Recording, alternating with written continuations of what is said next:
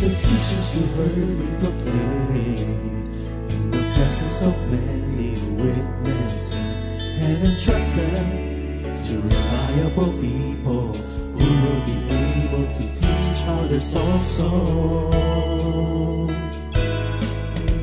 Take the teachings you heard me proclaim in the presence of many witnesses, and entrust them to reliable people who will be able to teach others also. Take the teachings you heard me proclaim in the presence of many witnesses, and entrust them to reliable people who will be able to teach others also. Take the teachings you heard me proclaim in the presence of many witnesses, and entrust them to reliable people who will be able to teach others also. 2 Timothy 2:2. Hallelujah, 2 Timothy 2:2. Praise the Lord. 2 Timothy 2:2. You and me, let us proclaim the gospel. 2 Timothy 2:2. Hallelujah. 2 Timothy 2:2. Praise the Lord. 2 Timothy 2:2. You and me, Let us proclaim the gospel of Jesus Christ. Take the teachings you heard me proclaim in the presence of many witnesses, and entrust them to reliable people who will be able to teach others also. take the teachings you heard me proclaim in the presence of many witnesses, and entrust them to reliable people who will be able to teach others also. 2 Timothy 2:2. Hallelujah, 2 Timothy 2:2. Praise the Lord. 2 Timothy 2:2. You and me, let us proclaim the gospel. 2 Timothy 2:2. Hallelujah. 2 Timothy 2:2. Praise the Lord. 2 Timothy 2:2. You and me, Let us proclaim the gospel of Jesus Christ. The harvest is plenty, but the workers are few. As for me and my house, we will serve the Lord. We will serve the Lord.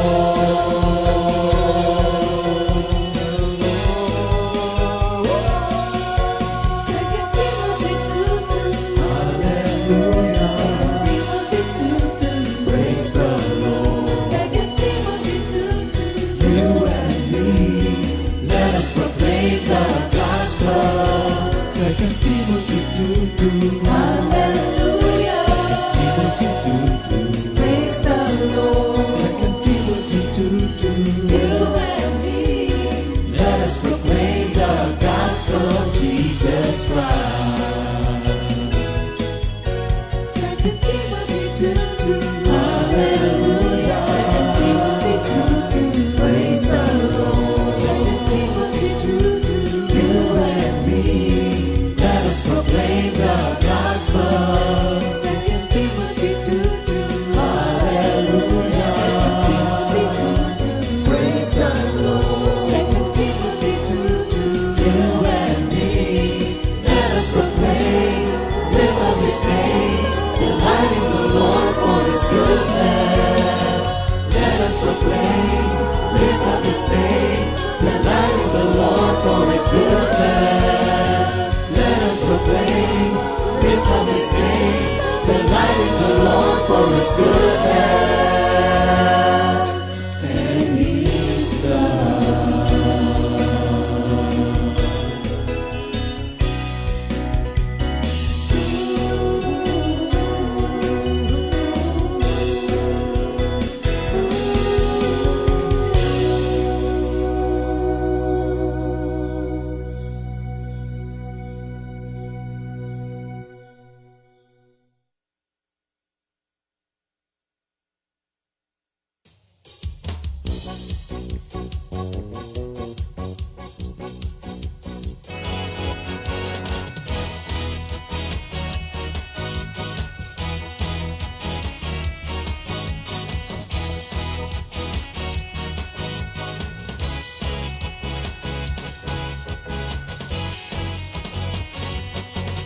Tayo na at sumamba, magpasalamat sa ating Panginoon.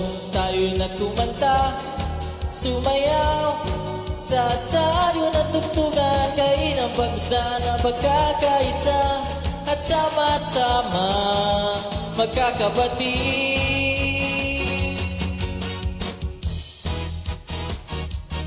Tayo na sumamba, kumanta. Tayo na sumamba, sumayaw kay Jesus. Tayo na at sumamba, magpasalamat sa ating Panginoon. Tayo na kumanta, sumayaw, sa saryo ng tugtugan, kain ang pagmusta ng pagkakaisa, at sama-sama magkakapatid. Ibigay kay Jesus ang iyong problema, magdasal, maghintay, magtiwala sa oras na pangangailangan. Diyos ang katugunan. Si Jesus ang ating Panginoon, kailan may di Kanya iiwan. Si Jesus ang ating Panginoon, kasama sa lahat ng oras. Papuri at pasasalamat, tanging sa'yo alam. Tanging sa'yo alay.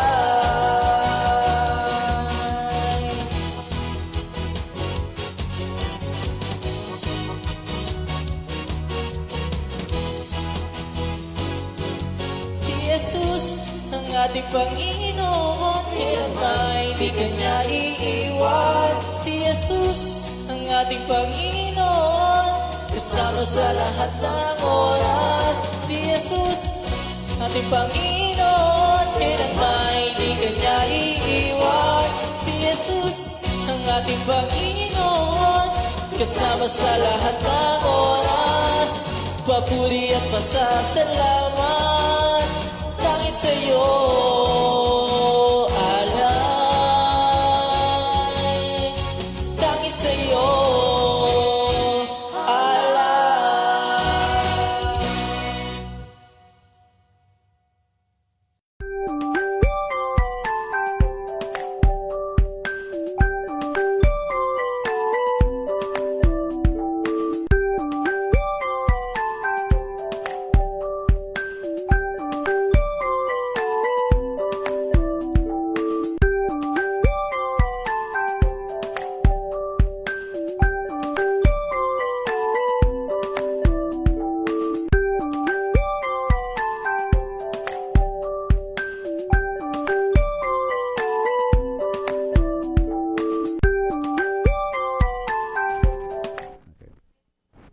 Hello.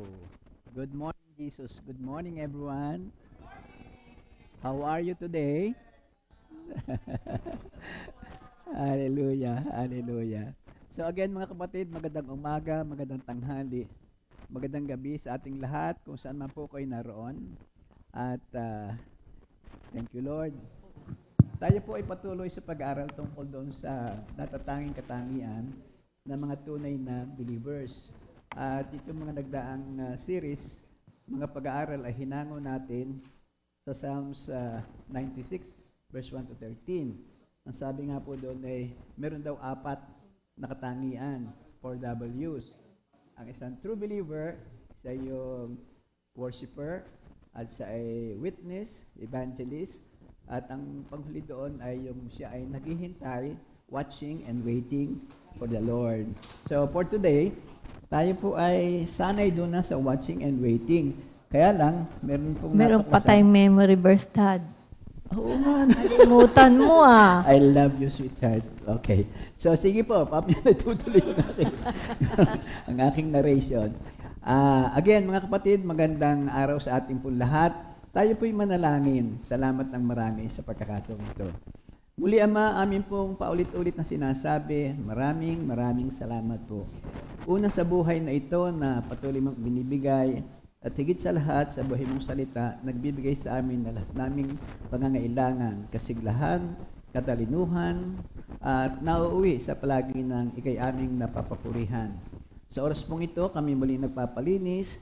Alam po namin na pagkagising, ibig ng kaaway na magkameron ng kalituhan sa pag-iisip upang ang aming pong pagpupuri sa iyo ay hindi maging kalugod-lugod. Pero alam po namin, kami sa kabila ngayon ng iyong mga mananampalataya, 2 or more gathered in your name, ikaw ay naghahari na. So again, Father, O Holy Spirit, pangunahan mo kami, turuan mo kami makikinig. In Jesus' name we pray. Amen. Amen. Sister Cora. Excited kasi. Oo, tama. Amen. Lagi Kasi ang ganda ng ating memory verse the week. oo nga. Sa Psalm 66 verse 1, make a joyful shout to God, all the earth. Amen. At Make sa a Tagalog joyful naman, shout. Yes. magkaingay kayong may kagalakan sa Diyos, buong lupa. Amen. Amen. Hallelujah. Ano ba yung ating shout out nung tayo nagpupuri? Yoo! Ano? Woo! Hallelujah. Isang palakpak naman para kay Lord. Thank you, Lord. So, katulad sinasabi ko kanina, patuloy po tayo doon sa pag-aaral sa katangian ng mga true believers. Tayo po yon. Pero bago ang lahat, tulad ng dati, let us invoke the presence of the Holy Spirit by singing this song na maglilid sa atin sa kabuuan ng ating lesson. Pupurihin kita.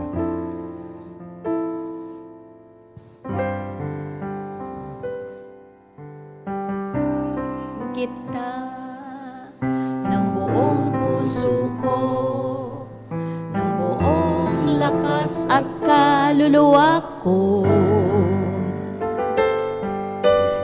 Tataas ang banal na ngalan mo, ngayon at magpakailan paman. Hayag ko kabutihan mo, Jesus.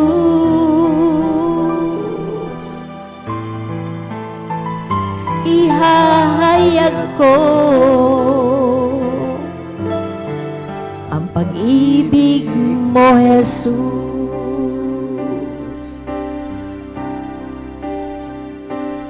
Kailanman di ka nagkulang, kailanman di mo pinabayaan. Okay, buti mo, Jesus. Dakilain ka, pupurihin kita, aking Panginoon. Purihin ng Diyos. Hallelujah, hallelujah. Ang ating pong pag-aaral ay hahanguin natin doon sa 1 Peter 3:15-16. Ito'y tungkol doon sa apologetics, ipagtanggol natin ang ating pananampalataya. Sabi sa 1 Peter 3:15, Igalang niyo si Jesucristo mula sa inyong puso bilang Panginoon. Lagi kayong maging handang sumagot sa sinumang humihingi ng paliwanag sa inyo tungkol sa pag-asang nasa inyo. Ngunit gawin niyo ito ng mahinahon at may paggalang. But sanctify the Lord God in your hearts, and always be ready to give a defense to everyone who asks you a reason for the hope that is in you, with meekness and fear. Ito ang ating 1 Peter 3:15-16. So, bago po natin tukuyin ito, yung pong pag-aaral natin ay bigla na lamang in-inspire ng Spirit sa atin dahil para bagang, kung mapapansin nyo, yung mga nating pag-aaral, ang focus natin ay worshiping, pagkatapos napadagdag yung praising. Yung sumunod ay witnessing, tapos napadagdag yung evangelism. Yun napapadagdag. Nung last time around, halos ay tapos na nga tayo sa katangian na mga worshiper, mga believers ay witness of God. Ngayon naman, ang inspiration na binigay sa atin, meron pang kulang. Ito'y tungkol doon sa pagtatanggol sa iyong pananampalataya, which is apologetics.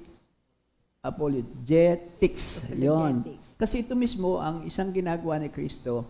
Because the reality is, hindi lahat nating pinupuntahan, sinishare ang ating karanasan, ang gospel ni Lord ay friendly. Meron po itong hostile or hostile na kinakailangan hindi natin tatakbuhan na dapat din nating paghandaan. So mga kapatid, yan po ang ating pag-aaral for today. Just the same, yung pong ating last week around, nasabi natin ang kalagahan ng witnessing at nasabi po natin ang pamamaraan. Witnessing is a very special privilege na binigay po sa atin. Kasi ang sabi doon ay, tayo lamang. We are the only plan of God. Kung tayo papalya dito, which is hindi naman mangyayari kasi Diyos ang nag-command, nag-commission, wala siyang plan B, wala siyang plan C. Talagang nakapokus sa atin, nagdidiin lang ng tunay na pagmamahal at pagtitiwala sa atin ng ating Panginoon. So yun ang isang kalagahan ng pag-witness sa ating Diyos. Pag ito hindi natin ginampanan, all things that God is saying in His Bible is a command. And so therefore, nagkukumit tayo ng kasalanan. So yun ang ating nakita. Ngayon, yun ang mga definition ng what and why. Siguro dagdagan natin kasi kinapos tayo ng last week ng how. Yung papaano natin ito magagampanan. So yun pong ating idadagdag kasi nga yung the words witness or evangelism or soul winning often create fear, anxiety, or guilt in believers, but understanding that our commission is simply to communicate helps relieve negative emotion associated with evangelism. So everything boils down to communication. Talagang lahat pong ito ay communication, depend on the Holy Spirit, and you are in it. You will be victorious because the Lord is with you. For evangelism to be effective, tayong lahat must recognize that God's evangelistic call extend to all Christians. Tayo po yan mga kapatid. So without further ado, ang mga ibang pamamaraan na ating natutunan na naman, inuulit-ulit lang natin. Ang una doon ay, we must spend time with Christ, which connotes na, let us pray always, kung ano man ang ating gagawin. Sa Gawa 4:31, pagkatapos nilang manalangin, nayanig ang kanilang pinagtitipunan. Silang lahat ay napuspos ng Espiritu Santo at buong tapang na nangaral ng salita ng Diyos. Without the guidance of the Holy Spirit, without the regular communication with the Lord Himself, wala tayong may bubukan ng bibig na tama. Lahat ng yan ay magiging personal nating opinion. Sa 4:13, dito pa rin sa Gawa, nagtaka ang buong kataas-taas na kapulungan ng mga Hudyo sa katapangang ipinakita nila Pedro at Juan, lalo na nang malaman nilang mga karaniwang tao lamang ang mga ito at hindi nakapag-aral. Nabatid nilang dating kasamahan Jesus ang mga ito. So relationship with the Lord is very, very important. Ang pangalawa, dapat tayo may conviction. Every words na ating sasabihin, dapat makita, maramdaman ng ating kausap at maging kalugod-lugod sa Diyos. Yun ang may matatagpo natin sa Gawa 4:24-30. Yun ang dapat nating huwag kakaligtaan. Sa 2 Timothy 1:17, Sapagkat ang Espiritong ibinigay sa atin ng Diyos ay hindi Espiritu ng kahinaan ng loob, kundi Espiritu ng kapangyarihan, pag-ibig at pagpipigil sa sarili. Nasa atin yung power na yon. Kaya mga kapatid, kung tayo'y nag-aalala, ask the Lord, do not go to any evangelistic activity without praying, without asking the Holy Spirit to go with you. And let the Holy Spirit open your mouth. Sabi nga kahapon, let the Holy Spirit ipuspusin ng makagalakan ng ating puso. At ito yung ma-express naman natin sa ating salita at sa ating mga gawa. Yun ang may conviction. Ang pangatlo, we must speak with confidence. Sa 4:31 ng gawa, pagkatapos nilang manalangin, nayanig ang kanilang pagtitipon, silang lahat ay nakuspos ng Espiritu Santo at buong tapang na nangaral ng salita ng Diyos with confidence. Kasi kung ikay may duda, what for? Why should I listen to you? Hindi ka pala naman, hindi mo pala kayang ipagtanggol yung sinasabi mo. Kaya these are very important things para sa atin. But of course, lagi na lang, kung mapasin po nyo mga kapatid sa ating church, lagi na lang, from the beginning hanggang sa gitna, at the end, we must speak and share everything with compassion. Kung walang pag-ibig, talbugan din yan. 1 Corinthians 13, 1-3, makapagsalita man ako ng mga salita ng mga anghel, kung walang pag-ibig, wala rin. Wala rin. Lahat lang yan. Kung wala rin, mga kapatid. Para ka lamang isang gong na bumalingaw-ngaw na walang mensahe sa mga nakakarinig sa atin. So, yun po ang ating mga makikita rito.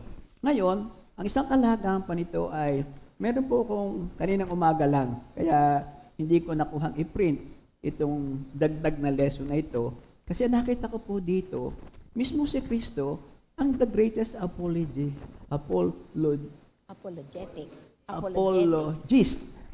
He is the greatest apologist. Sabi dito ay, ito po ay hango doon sa sinulat ni Norman Geisler.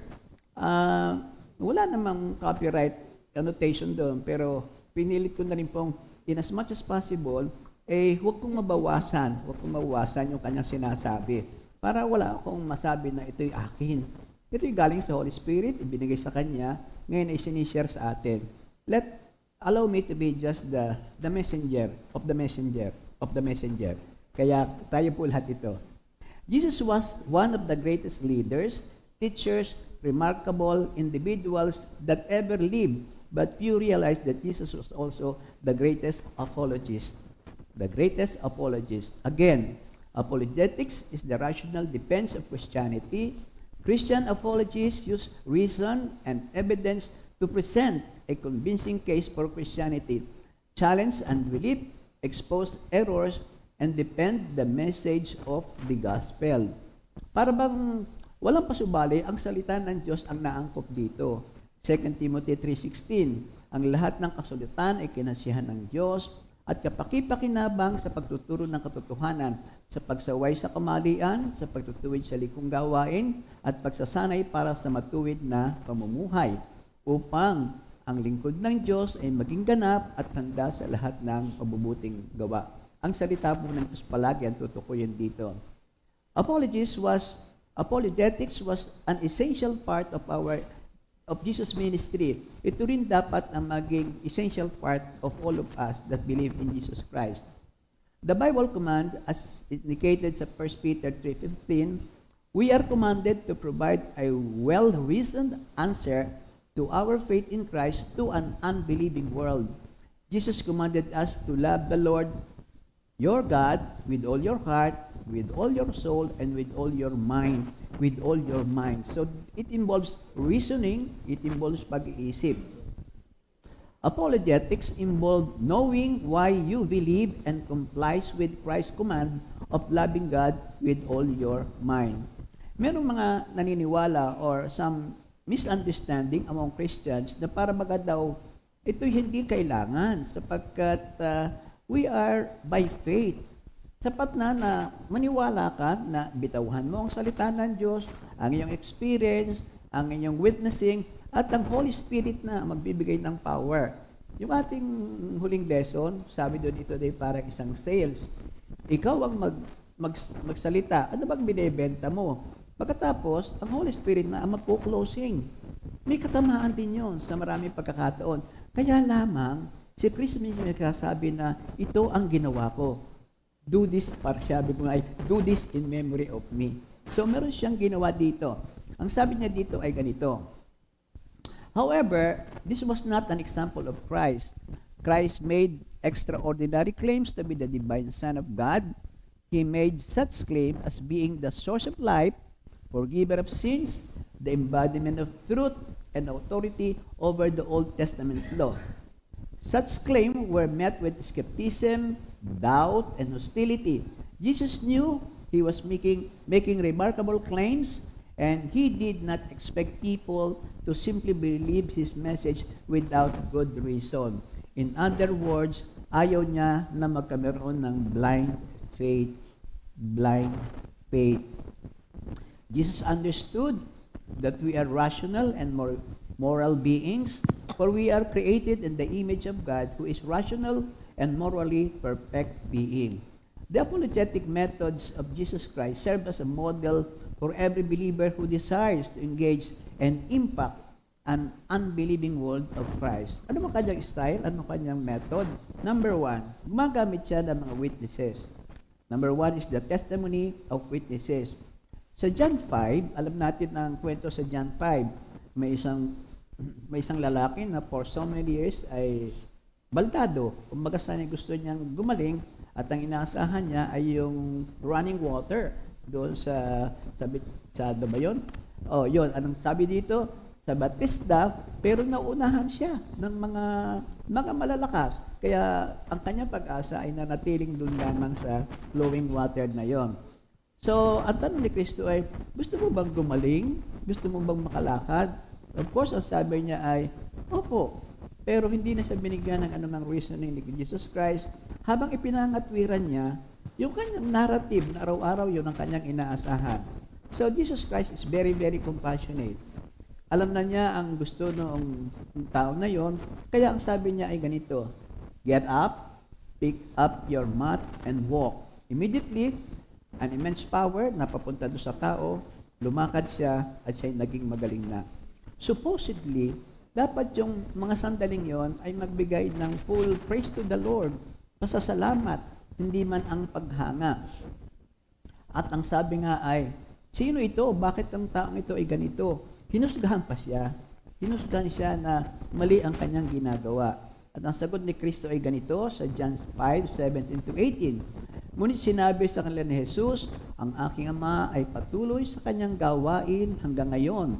At gayon din ako, lalo nang pinagsikapan ng mga Hudyo na ipapatay siya sapagkat hindi lamang niya nilabag ang batas tungkol sa araw ng pamamahinga. Mga kapatid, tatandaan po natin, ang kaaway ni Kristo, ang tao na naroon, walang ginawa ito kundi hanapin, sundan si Kristo upang mabigyan ng datos, upang idatos sa Kanya at mag-lead sa Kanya sa kamatayan. Ang maraming reason nila ay tungkol sa paggamit ng araw ng pamamahinga. Ito, araw ng pamahinga kasi ginawa sa kanila, pamahinga, not even your finger, dapat gumalaw. Pero ang mga Pariseo na ito, hindi lang naman finger ang pinagagalaw nila. Hanap nga si Kristo, so buong katawan ay involved at pati ang isip na may lamang masasama ay involved. So hindi sila nagpapahinga actually noong mga araw na iyon. So, nung tanongin siya, gumamit siya dito ng apologetics, apologia sa salita ng mga Griego, which is a defense of his work and character. In his answer, we see that Jesus was the greatest apologist and that apologetics was a key component in the ministry of Jesus Christ.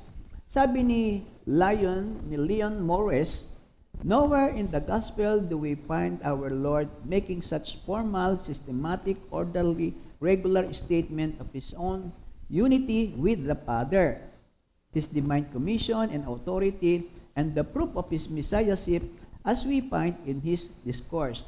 Jesus' apologetic involved testimony of witnesses. Kasi sabi sa Jewish law, para daw maging totoo ang iyong patotoo, dapat at least meron 2 o 3 na testigo.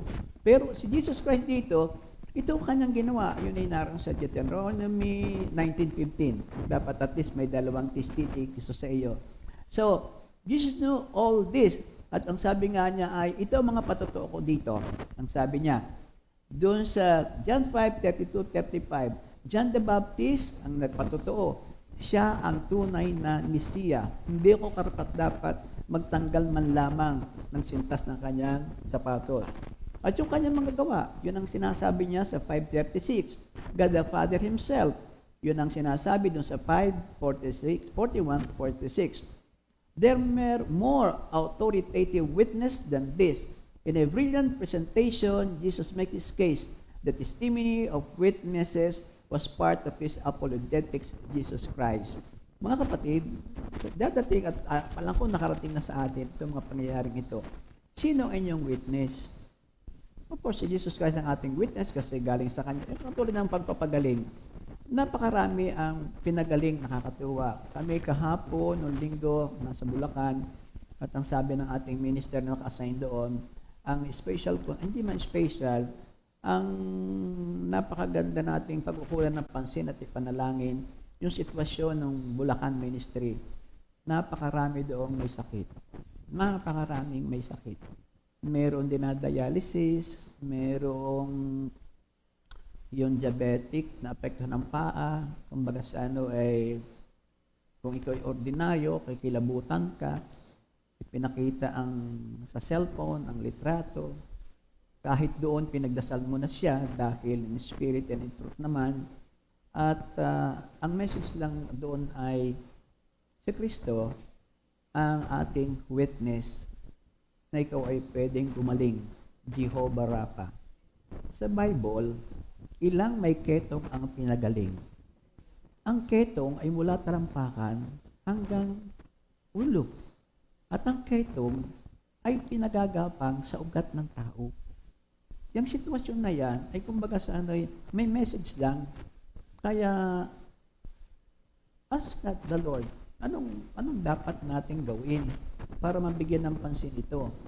So, una, sabi nung mag-anak, si Lord po lang ang aming inaasahan. So, kung inaasahan, ano ba nag-lead sa amin? 7 days na fasting.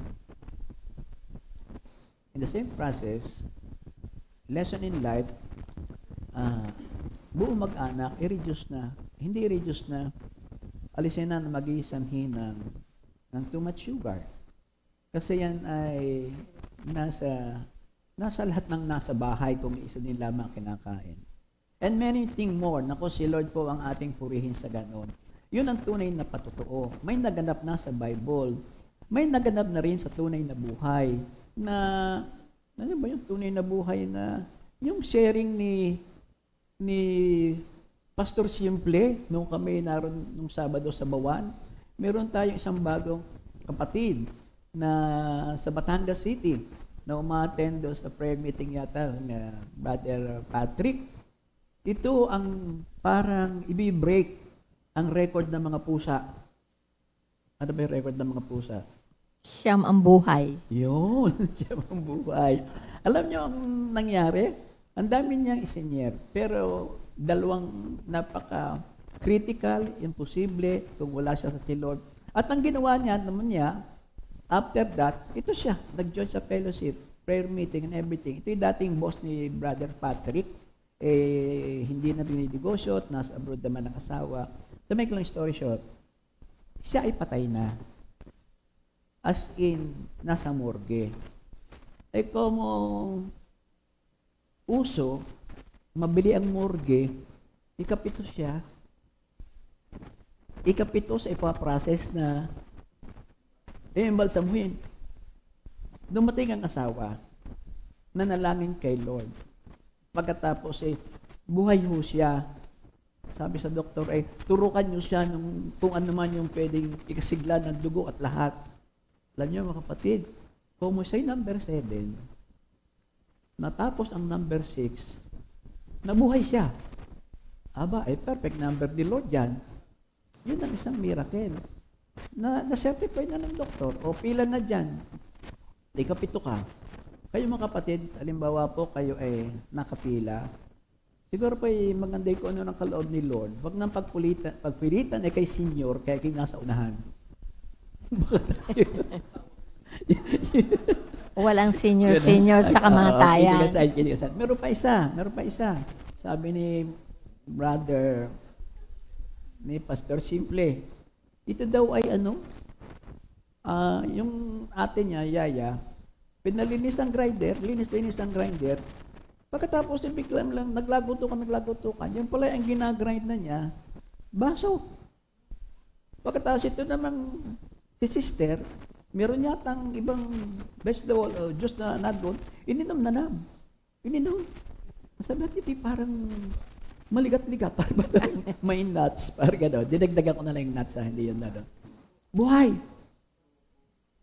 Ay, sa mga nakikinig, huwag niyo ito susubukan. Ay, delikado ito, yung kasama ito sa, ang sino mang makainom ng laso na hindi maano, yan ang privilege binigay sa tunay naman ng palataya, huwag niyo itong gagawin ito.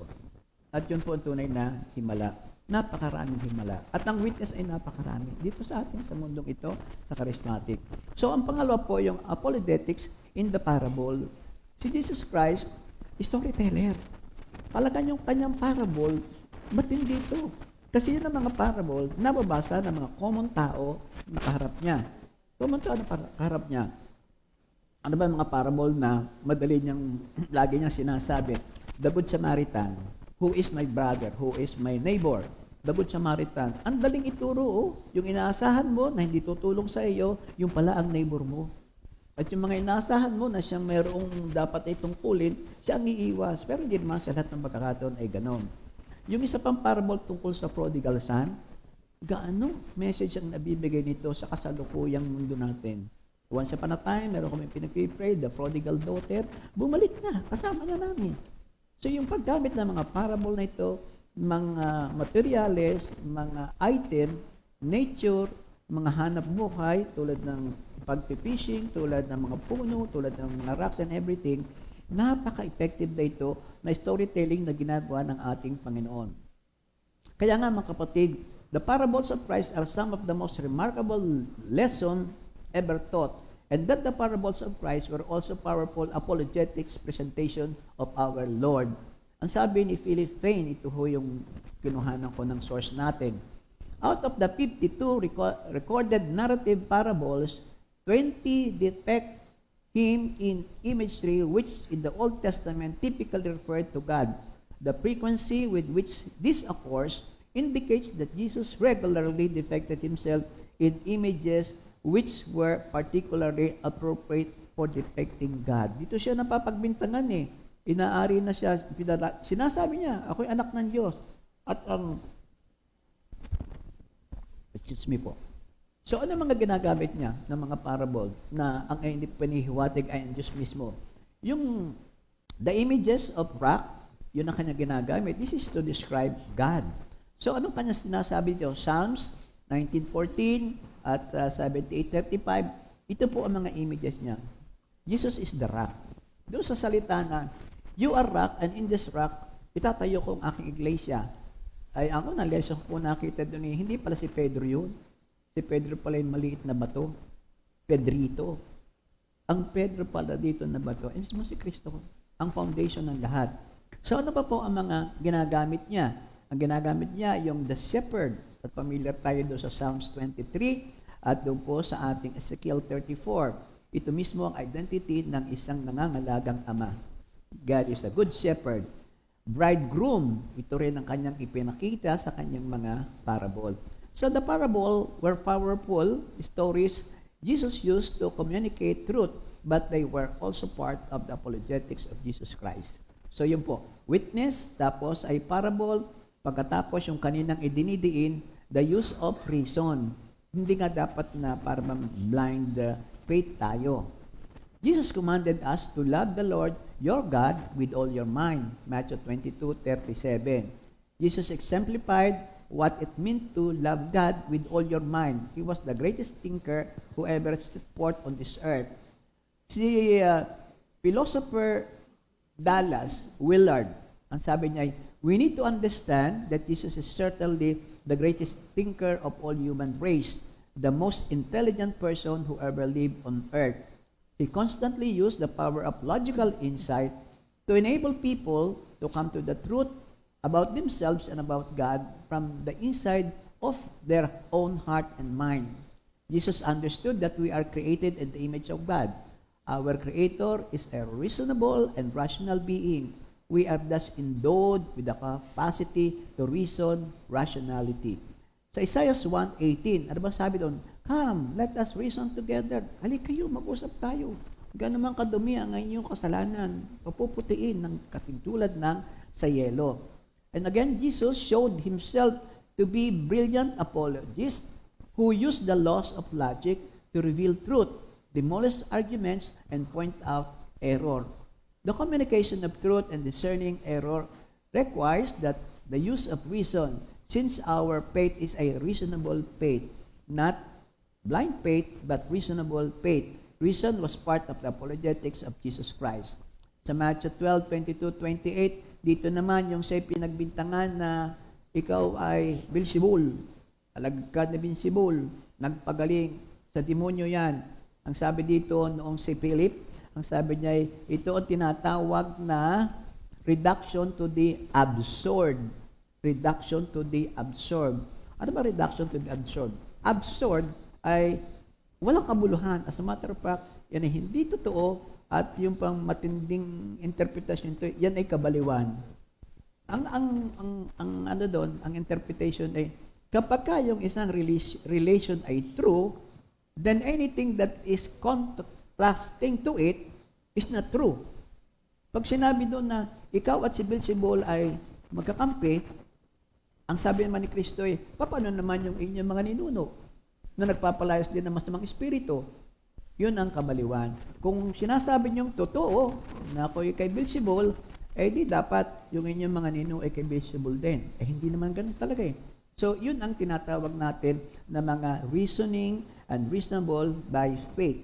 So yun mga kapatid ang pangatlo at ito na po tayo sa pang-apat. Of course yung apologetics of miracles. Napakaraming miracles na nagawa ang ating Panginoon. Ang sabi nga ni Juan, nung siya ay nakabilanggo, kasi medyo si Juan yata, according to sa ating source, ay mayroong pagdududa o pagkatakot. Alam niya na si Kristo siya ang ipinadala, hindi siya ang Mesayas, hindi siya. Pero ang tagal ni Kristo, at bakit siya nabilanggo? Kaya ang sabi niya sa kanya mga alagad, sabi niya, puntahan nga niyo si Jesus Christ, itanong nga ninyo kung siya talaga ang Misaya. Alam mo, sagot ni Jesus Christ, hindi ko pa nabasa yan, nabasa mo, nakalimutan lamang. Ang sabi niya sa mga alagad ni Juan, tingnan niyo ang mga nagagawa kong miracle. Kasi ang tao kailangan not by faith muna eh. Let me see. Kaliwaan tayo.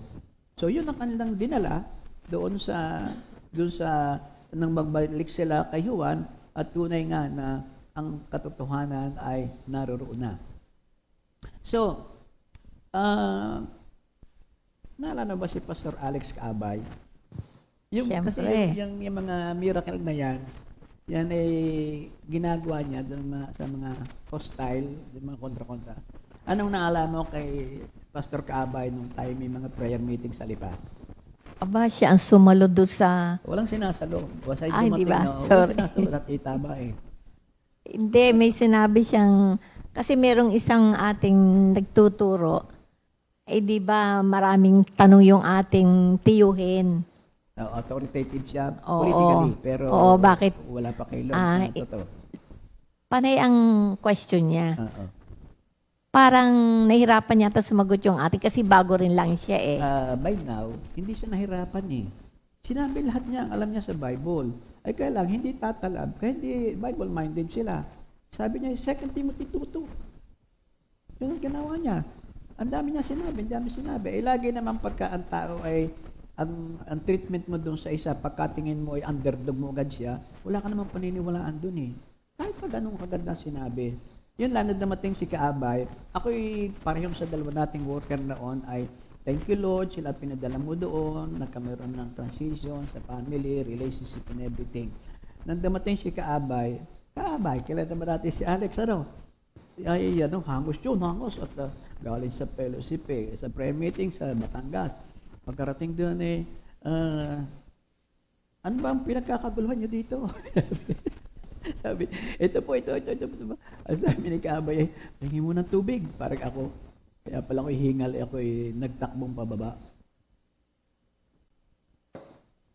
Bibili ka ng tubig. Si Pastor Alec, meron ng gitara. Kakanta muna ho ako. Yun. Nakalma sa pamamagitan ng awitin yung buong naroroon. Pagkatapos, ang sinabi niya, yung miracle sa kanyang buhay. Alam naman natin ang kwento ng ating kapatid. Lumaki siya na masikip ang dibdib dahil kumbaga sa nakakaramdam na sila'y inaapi. At ang kanyang vision, ang kanyang conclusion, pag ako'y nakaalpas dito, ako'y nakatapos, ako'y maghihiganti. Something like that. Pastor Alex, ikaw nang bahala ha, na isend mo sa amin yung comment pag ako'y may dinagdag o binawas. That alone, mira mo, ang kanyang, sa umagay pumunta doon sa maburak na ilog, kukuha ng kung ano man doon sa malalim, pagkatapos siya ganun, tapos ito ngayon siya, nakikita ang transformation. That alone is a miracle. Yung pagbabago ng puso, pagbabago ng isip, dati paghiganti, ngayon naman ay isang evangelist, na ang kanya ay, dali mo rito mga tao, may kulang pa, wala sa fold. So, nagmelo na yon, nagtuloy-tuloy ng prayer meeting. Pero, yung unang binitawhan ng ating unang ministro, matibay yun. Matibay yun. Ako'y naniniwala. Ako naman ay critic din eh, kaya ako'y hindi rin masyado. As we study the Bible, as we go on, nakita ko na lahat ng bibitiwan nating salita, yan ay may magaganap.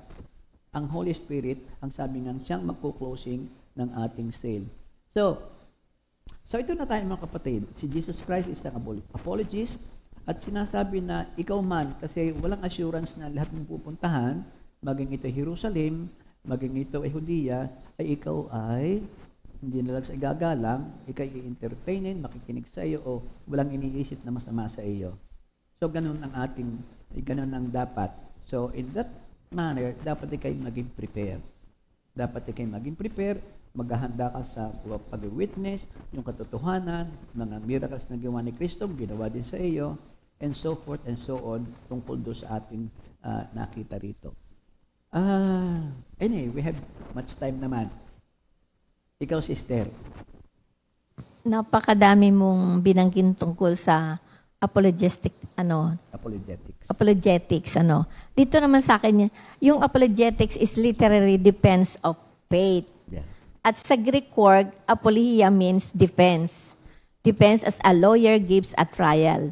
So in every generation, people face the challenges, questions and concerns of the gospel message of the Christian's faith. Apologists must have an answer to all of these. All Christians are apologists. Lahat pala ng Christians ay apologists. Amen. So dito, lagi kayong maging handang sumagot sa sino mang humihingi ng paliwanag sa inyo tungkol sa pag-asang nasa inyo. Ngunit gawin ninyo ito ng mahinahon at may paggalang. Yun, sweetheart. Yes. Sabi noong isang mangaral, yun ay sinabi ni Kristo dun sa kaharap niya mga disipulo. So, hindi sa atin. Hindi ganon. Ang sabi daw diyan ay, sinabi noon, ipinasulat upang ang sino mang makarinig at nanalig, yan ay para sa atin. Amen. So, lahat tayo, tama sinabi mo kanina, lahat tayo apologists. Yes. And always be ready to give a defense to everyone who asks you a reason for the hope that is in you with meekness and fear. So, sa application tayo, yung witnessing for Christ. So, application na to. So, bilang mga Kristiyano, tayong lahat ay may tungkulin na magpatotoo sa iba. At binibigyan tayo ng Diyos ng maraming pagkakataon. Yung ating Jerusalem, yung ating pamilya, Judea at Samaria. Nakakapagpatuto tayo sa mga kasapi ng pamilya, sa mga kaibigan, mga kapitbahay, sa mga taong nakatrabaho natin, at sa sino mang nakikilala natin. May purpose din yung witnessing. Ang layunin dapat ay upang madala natin hikayatin at anyayahan sila na sumambang kasama natin kapag linggo. Ito dapat kasama nga natin lalo ang ating pamilya. Hindi lamang natin nais lumago sa espiritual, kundi gayon din sa bilang. Ang Diyos ay nalulugod na gamitin ang ating tapat na pagpapatotoo upang madala ang iba sa iglesia, upang marinig nila ang pangangaral ng may kapangyarihang magligtas sa kanila. Yung pala, sister, yung palang mismong witnessing, evangelizing, is apologetics by itself. Yes. Kasi ipinakikita mo kung ikaw ay obedience doon sa utos ng Diyos. Doon sa mga hindi sumusunod, hindi naniniwala, idinidepend by action, by obedience, yung sinasabi ni Lord. Yes. Kung ang gusto mo sumunod sila, by example ka muna. That is Amen. apologetics. So ito ngayon tunay na application. Yan ang application. Okay. Meron tayong dalawang pamararaan sa witnessing. Unang-una sa pamamagitan ng iyong buhay at pamumuhay. Witnessing begins not with speaking, but with godly living. Ito tanda natin. Witnessing begins not with speaking, but with godly living. Sa 1 Peter 3:5 teaches us that our witness to other people begins with how we live. Our lives should be our clearest and most powerful witness. Kaya nga, we can be the walking Bible to many. Kaya tayo ang magiging Bible sa atin makikitang, sabi nga, makakakita sa atin, makikita agad sa ating itsura kung tayo ba ay sumusunod sa ating Panginoon para sila ay gumaya rin. Meron tayong lesson na, okay ba kung na-interrupt kita? Yes. Gabiyahe ko lang si Pastor Alex. Ikaw na Gaya-gaya. lang yung focus, Yes. Yung naalala ko lang doon sa Chidkenu. Yung righteous. Righteousness. Righteousness. Sabi doon ng isa paano po ako lalong magiging righteous? Para yung sinasabi mo dyan kaya related Sabi nung isa you cannot do that. Ang dapat na magandang tanong paano po kaya ako makakatulad talaga kay Kristo? Yun. Yung palang source and Dapat, oo. So, hindi ka ba nalitaw doon? Hindi. Pero may halimbawa tayo. Sa 1 Peter 3:1-2, makinig tayo lahat, lalo yung mga may asawa. Kayo naman mga babae, pasakop kayo sa inyong asawa. Sa gayon, kung mayroon sa kanila na hindi pa naniniwala sa salita ng Diyos, mahihikayat din sila sumampalataya dahil sa inyong magandang asal. Kahit hindi na kayo magpaliwanag pa sa kanila, sapat na makita nila ang inyong makadiyos at malinis na pamumuhay. So, kami sa mga may asawa pala ito, babalarin yon. So, Sina, mga para kanina, kapwa sister? sa amin, mga babae, Kasama ka pala doon? siyempre. Ako'y may tanong. Sabi nga dito, kumusta ang inyong buhay? Anong masasabi niyo sa inyong mga kapitbahay? Hindi lang ang kayo marites pero anong masasabi niyo sa inyong mga kapitbahay? Kumusta ang inyong bahay? Malinis ba? Maayos ba? Meron ba kayong mga altar sa inyong bahay? At may prayer meeting ba sa inyo? Nagpe-fellowship ba ang mga kapamilya natin tuwing araw ng linggo? So ito may mga katanungan na kailangan lagi rin nating itatanong din sa ating sarili, lalo sa ating pamilya. Ang implication pala, sinasabi mo ay bawat bahagi ng iyong buhay, pang araw-araw, ay contributor doon sa pagiging true witness mo. Yes. Okay. Sabi nga, ang lahat ng iyon ay nagiging makapangyarihang patotoo sa kanila. Sa pamamagitan ng iyong mga kilos na mga pang-araw-araw, nakikita sa iyo at sa iyong pamilya. Sabi nga dito, if you meet someone, you should not need to tell the person you're a Christian. You should not need to talk right away about God and sin and salvation in Jesus Christ. Instead, your life should do the talking. Sabi dito sa Matthew 5:16, gayon din naman, dapat niyong paliwanagin ang inyong ilaw sa harap ng mga tao upang makita nila ang inyong mabubuting gawa at papurihan ng inyong Ama na nasa langit. Amen. Ang pangalawa naman dito ay sa pamamagitan ng inyong pananalita. Dapat tayo maging laging handang magbigay ng sagot at paliwanag ng ating buhay. Hindi natin maaring sabihin, hindi ko alam, ginagawa ko ito dahil dapat kong gawin, sabi ng iba. Kailangan nating malaman mula sa Biblia kung bakit tayo namumuhay ng ganito at pagkatapos ay ipaliwanag ito sa iba.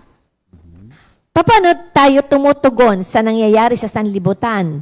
Maraming bagay ang nangyayari na nagiging dahilan upang ang mga di mananampalataya ay mapuno ng takot. Unang-una sa Mateo 24:3-14, mga bagyo, mga baha, mga krimen, mga digmaan, terorismo, mga karamdaman, kabulukan, at mga banta sa China rin. Marami pa, hindi lang yan. Mga away-away, division sa ating mga pamilya, di ba? Sa awit 112:7-8, they will have no fear of bad news. Their hearts are steadfast, trusting in the Lord. Masamang balita'y hindi nagigitla. Matatag ang puso't kay Yahweh tiwala. Wala siyang takot, hindi nangangamba. Alam na babaksak ang kaaway nila. Amen. Yes. Nung kailan ang depekto yan? Okay, maraming sinasabi na oo nga. Yung nakakatakot, yung pala'y bubumbahin. Yung pala'y ganito. Ang dating sagot ko dyan oo nga. Yung parang baka, sabi ni Brother Rick, lagi na akong oo nga. Wala Ngayon. akong defense, wala akong pagpapalinaw na yan ay sabi ng tao. Pero sabi ng Pero Diyos iba ay ang ganito. Diyos. Iba ang sabi ni Lord. Sabi ni Lord ay ganito. Ngayon ang sabi ko, kay tunay man ang palataya, hindi ka na dapat nagugulat. Pag Yes. ikaw'y nagulat at nakita ng iyong pamilya, ng iyong anak na ikaw ay nagulat, wala ka ng focus, wala ng direksyon, wala din direksyon sila. Yes. Yung Tsaka, pala yun. That's part of apologetics ba? Witnessing ba? witnessing din yun. Oo, yun Oo. pala ang maganda doon. Kailangan talaga makitang hindi tayo yung mga anak na ng Diyos, tayo Kristiyano na dapat hindi makita sa atin yung Yung pagkatakot fear, na- ang pagkatakot. Hindi maiwasan ng matakot. Oh, pero iba pagka meron kang Diyos na pinaniniwalaan. So At before I'm sorry. So bago mong bitiwan yung una mong salita, pray ka muna. yes. Ang ganda ng silence mga seconds na nabalitaan mo, tatay. Parang ganon. Si ano po ay, parang ganon. Ha? Nako, tayo na. Parang ganon. Ay, ang nangyayari ko, ikaw pa ang driver, wala ka sa focus. Medyo delikado pa rin. Pray for a while. Yes. Pray for a while at may mababalita kang maganda. At sa huli, yung 2 Timothy 2:15-16, sikapin mong maging kalugod-lugod sa paningin ng Diyos, isang manggagawang walang dapat ikahiya at tama ang paggamit sa kanila ng katotohanan. Iwasan mo ang mga usapang walang paggalang sa Diyos sapagkat ang mga iyan ang lalong naglalayo na mga tao sa Diyos. Sabi nga dito, a Christian must constantly be studying God's Word, growing in faith and knowledge, living a moral life, exercising self-control, and showing kindness and love for others. Meron ka pa idadagdag? Meron. Yung, ano ba sasabihin ko? Yung kasing apologetics, kalimitan ay biglaan. Kalimitan ay hindi mo inaasahan. Yung akala mo yung nakatingin sa iyo na patango-tangong ganyan, biglang may itatanong na. Anong sabi ng isa kong kabatchmate? Ikaw ba'y nagro-rosaryo pa?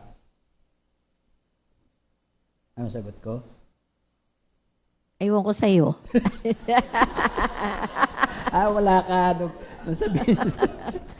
Kasi ang tanong niya, hindi ko pakinig. Hindi niya pakinig. Hiwalay yung lalaki sa babae.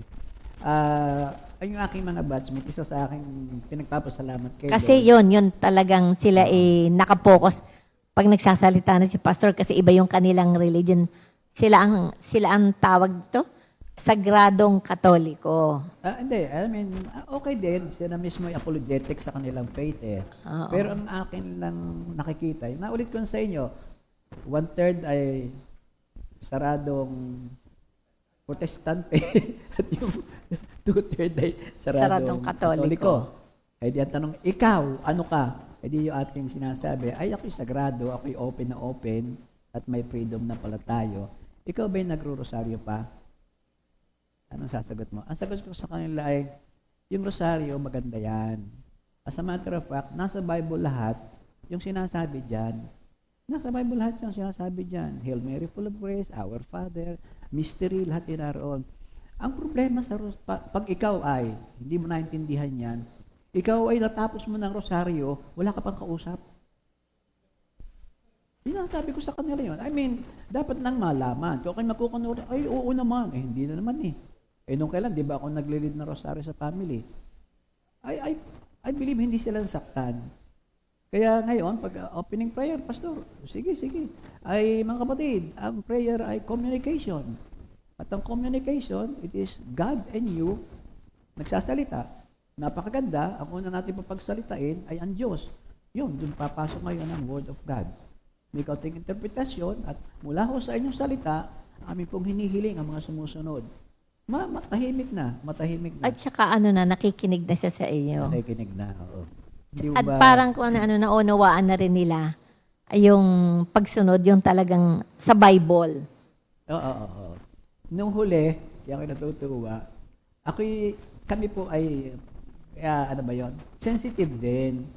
Gawa ng, pagbabanggain mo naman yan na wala namang pwede namang hindi.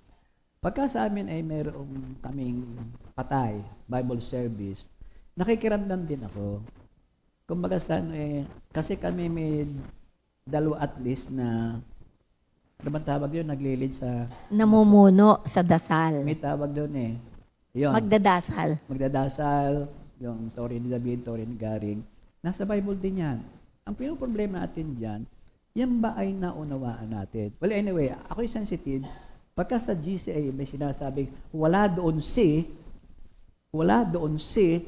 tsaka may naroon, basta wala kaming assignment.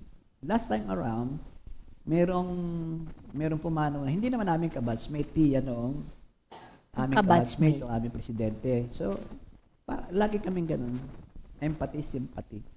So, naroon na, sabi ko kay sister, magpipray tayo ha. Yung tinuturo ko sa inyo, oo naman, at ay kakanta. Di ako i-distribute pa diyang kanta. Distribute. Aba, hindi pa nakapagsimula eh. Pastor, mga 5 minutes lang ha, at darating ang pare. Sabi, kaya ko yan. Sige. Okay. Sabi natin, ang pagdadasal ay si Lord muna, tapos saka tayo. John 3:16, yan ang puso ng Biblia.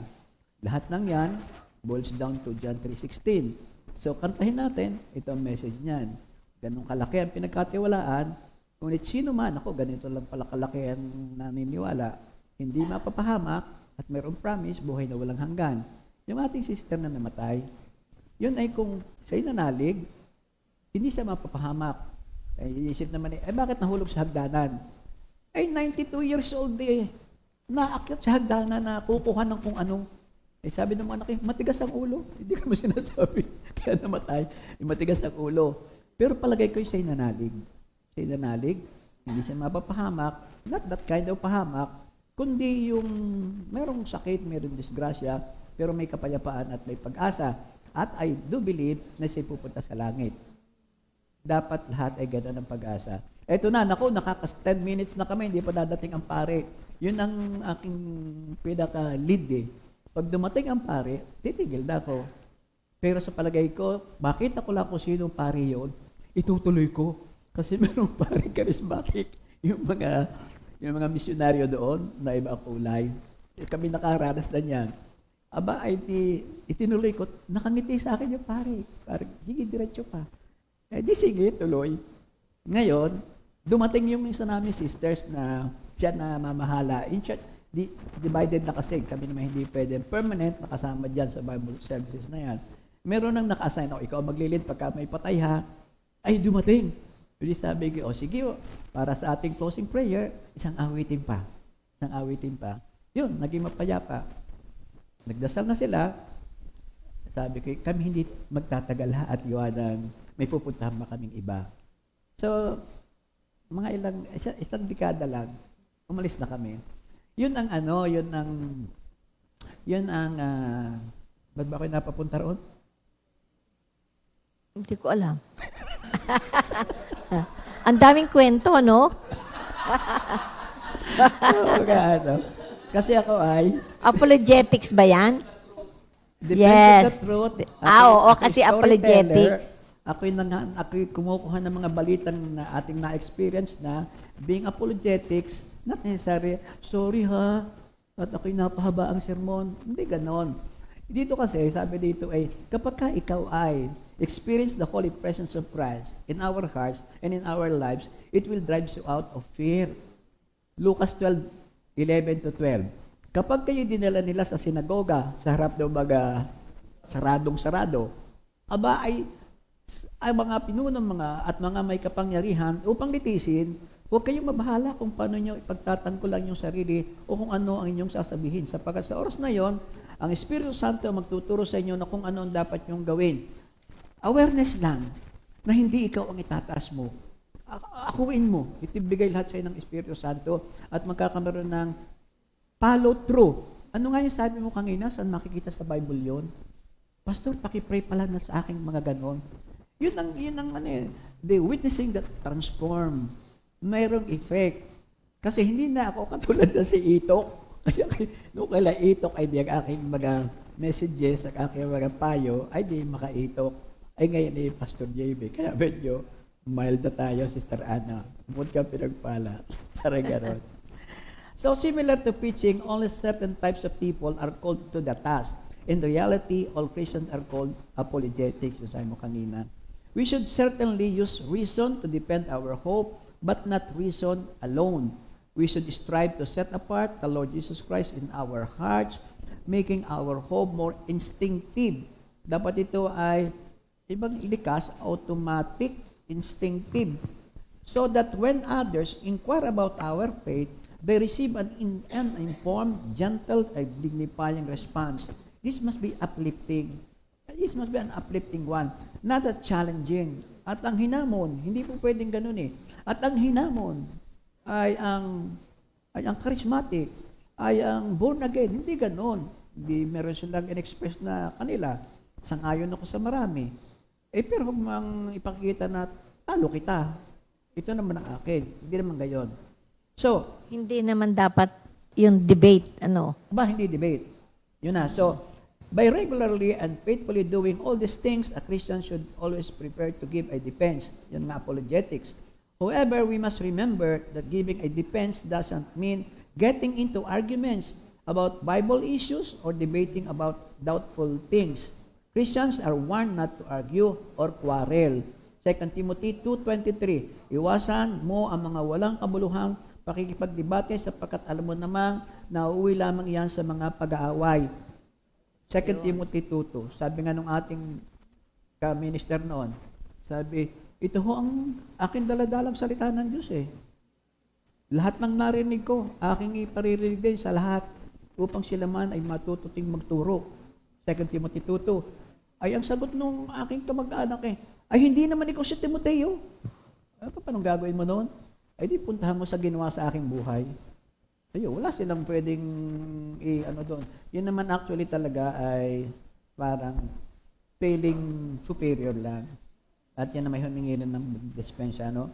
So Christians should always share their hope in a spirit of respect and concern. They shouldn't lecture others with a spirit of superiority and contempt for the other person.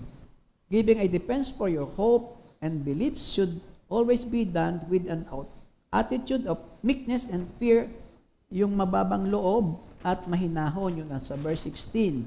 Huwag gawin ninyo ito ngunit gawin niyo ito ng mahinahon at may paggalang. The opposite would be arguing with a spirit of haughtiness and disrespect. Pag hindi yun ang nasunod, na may meekness, kababaan loob, ay dito ay championship. Merong battle of the great para magang yung haughtiness, disrespect, kayabangan, at walang galang. Yun. Dapat lahat ay lagi ay may paggalang. So sa pangwakas, sa English ay Conclusion. Makapagbigay nawa tayo lahat ng isang mabuting patotoo sa pamamagitan ng ating buhay. Maging handa nawa tayong lahat na magbigay ng mabuting sagot. Gamitin nawa yun ng Diyos upang akayin ang iba na makasama natin sa pagsamba tuwing linggo. At nawa ay gamitin ni Kristo Jesus ang kanyang salita na gumawa ng pananampalataya sa kanila at iligtas sila. At ang panghuli nga, lagi nating tatandaan, 1 Corinthians 13, 1-3. This is not a matter of you win the battle. It is a matter of winning the war.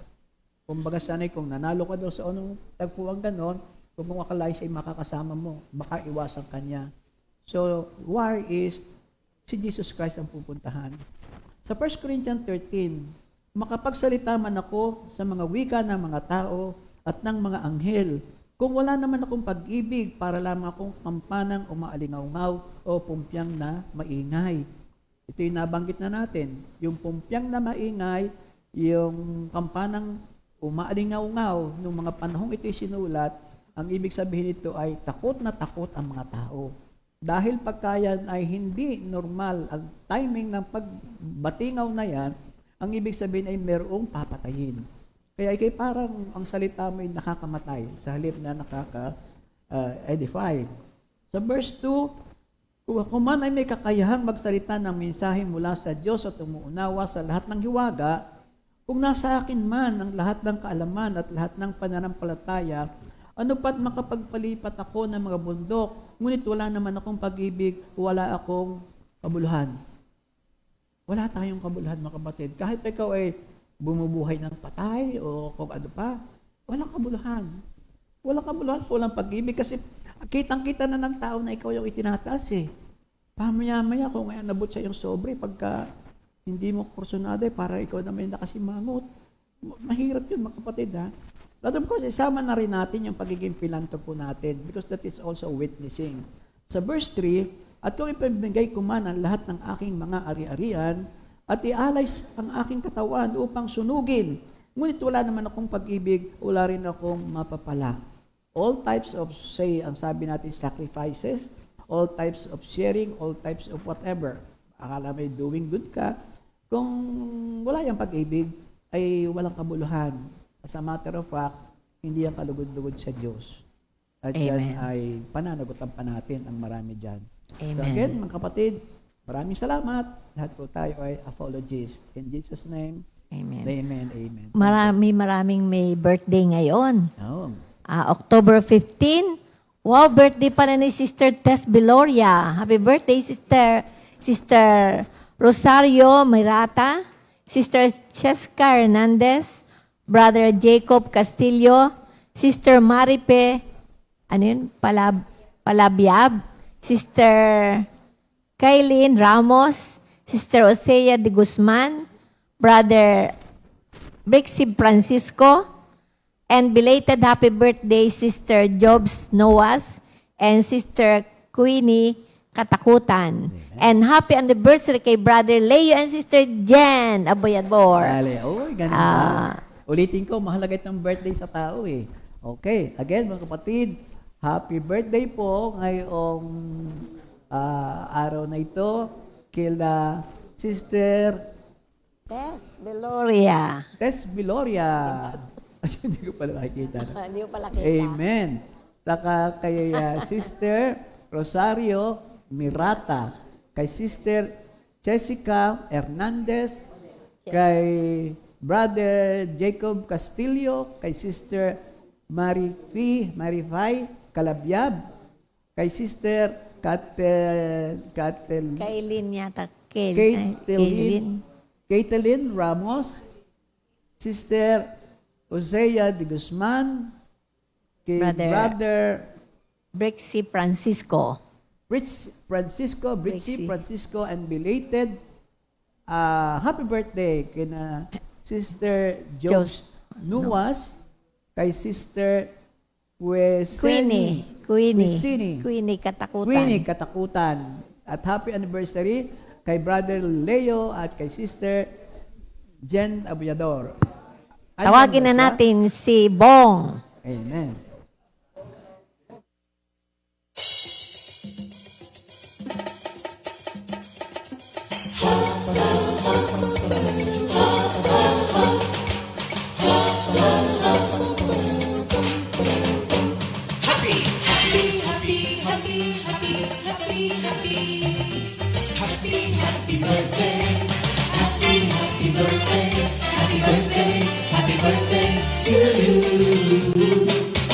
Happy anniversary, happy anniversary, happy, happy, happy anniversary.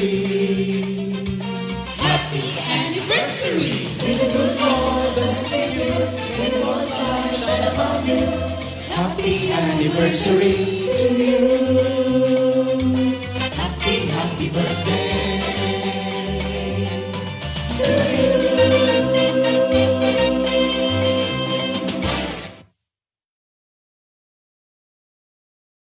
Happy birthday and happy anniversary mga kapatid. Happy birthday. So, for our repeat new song of the week, How I Love Your Law, composed by Minister Jerry Orlina at Awitin Ni.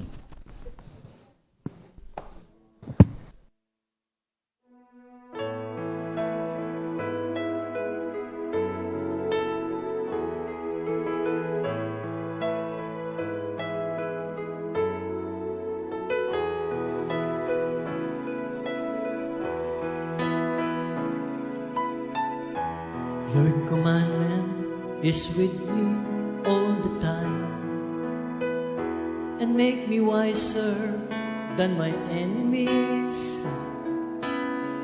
I understand more than all my teachers because I meditate your instructions.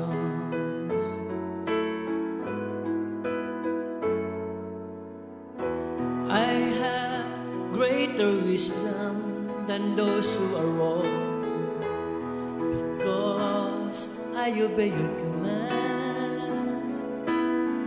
I have avoided all evil conduct because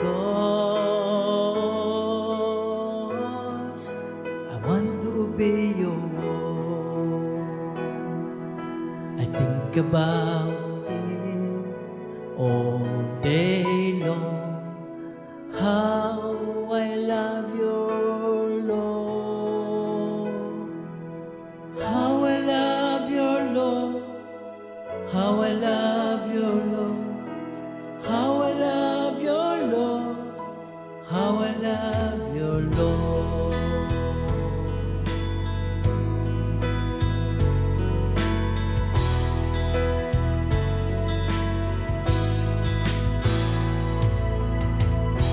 I have not neglected your instructions. You yourself are my teacher. I gain wisdom from your law, and so I hate bad conduct.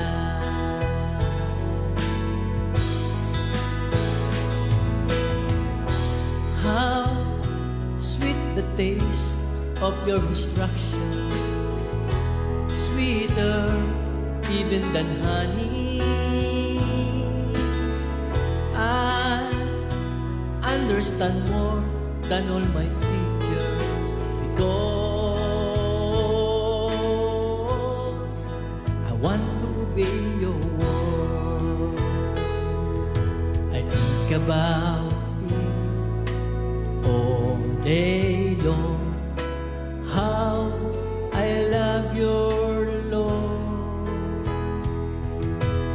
how I love your Lord, how I love your Lord, how I love your Lord, how I love your Lord.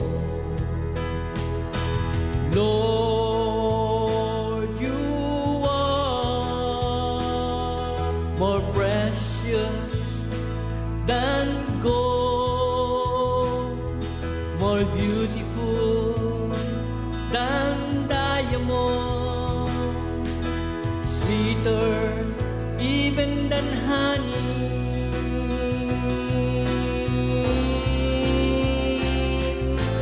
How I love your Lord, how I love your Lord, how I love your Lord, how I love